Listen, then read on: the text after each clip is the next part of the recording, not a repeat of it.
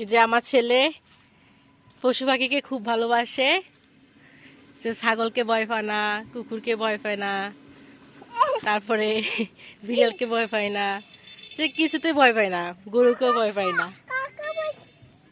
কি কি আমার কাকড়া? এটা কাকড়া পাইছ? তোমার কাকড়াটা দাও। ছাগলকে তুমি ব্যথা দিও না, ছাগলকে আদর করো। বসিও না, ব্যথা পাবে। তুমি ভয় পাইতেছো না? তোমার ভয় লাগে না?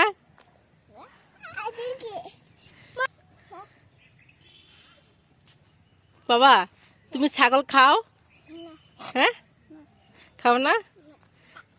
ছাগল ব্যথা পাবে। সরো। ইসিস রে, ছি।